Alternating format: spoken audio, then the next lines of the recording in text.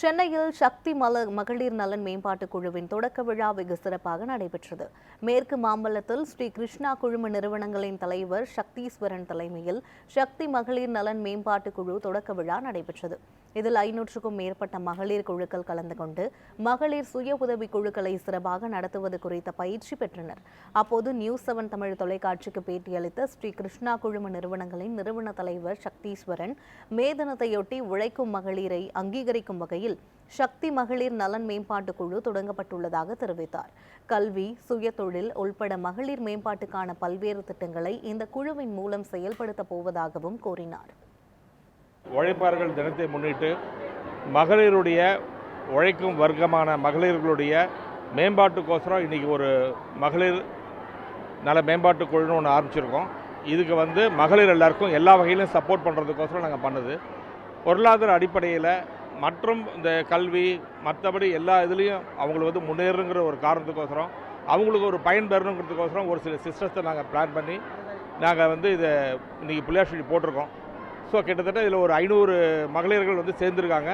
ஃபர்தராக இன்னொரு 500 மகளிரை சேர்க்கறதுக்கு நாங்கள் பிளான் பண்ணியிருக்கோம். இந்த 1000 குடும்பமும் நல்ல ஒரு மேம்பாட்டோட எந்த விதமான பிரச்சனையும் இல்லாமல் வெளியில் கடன் வாங்கி அது மாதிரிலாம் எதுவும் பண்ணாமல் நல்லபடியாக இருக்கிறதுக்கோசரம் எங்களுடைய முயற்சி நாங்கள் முன் வச்சுருக்கோம்.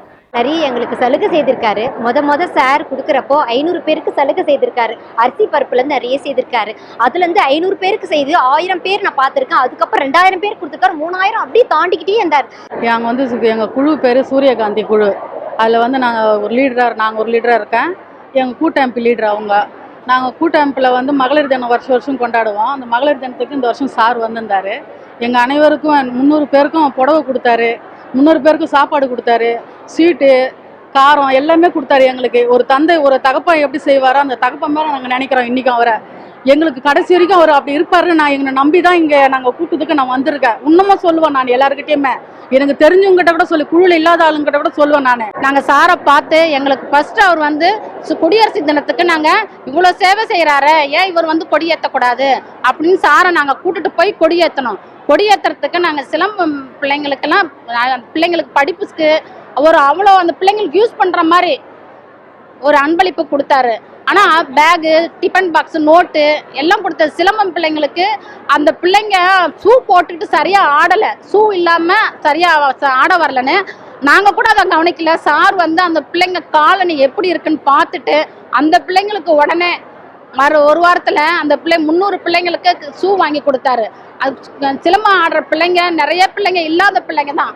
அந்த பீஸ் கூட கட்ட முடியாமல் இருக்கிற பிள்ளைங்களுக்கு அந்த பீஸ் பொறுப்பை நான் ஏற்றுக்கிறேம்மா அப்படின்னு சொல்லி எங்களை ஊக்குவித்து, ரெண்டாவது எங்களுக்கு மகளிர் தினத்துக்கு இந்த முறை மகளிர் தினம் ரொம்ப ரொம்ப சிறப்பாக கொண்டாடணும். அதுக்கு சாருக்கு நாங்கள் ரொம்ப நன்றி பட்டுக்கிறோம். என் பேர் ஈஸ்வரி கணேசன். நான் சக்தி குரூப் ஆஃப் கம்பெனியில் ஒரு தெய்வீக குழுவில் உறுப்பினராக இருக்கேன்.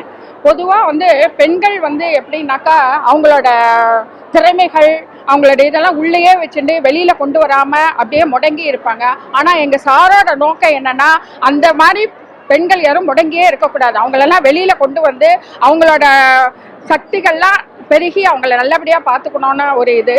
அதனால தான் பொதுவாக அவரோட பேரண்ட்ஸ் எப்படின்னாக்கா சின்ன வயசுலேருந்தே ஒரு 50 பேர் 100 பேர் அந்த காலத்துலேருந்தே மளிகை பொருட்கள்லாம் கொடுத்து எல்லாம் உதவி பண்ணிட்டு இருக்காங்க. அவங்க காலம் ஆனதுக்கு அப்புறமும் எங்கள் சாரு விடாத அந்த பணியை செஞ்சுட்டு இருக்காரு. இப்போ ஒருத்தர் 2 பேர் 4500 குடும்பத்தை வாழ வைக்கிறாரு. இந்த சக்தி குழு மேம்பாட்டு குழுன்னு ஆரம்பித்து அந்த பெண்கள்லாம் முன்னேறி நல்லபடியாக வரணும்னு எங்கள் சாரோட இது வார்த்தையால் சொல்ல வர்ணிக்க முடியாது. அவர் ஒரு சிறந்த தொழிலதிபர்னு மட்டும் கிடையாது, அவர் நடமாடும் தெய்வம்.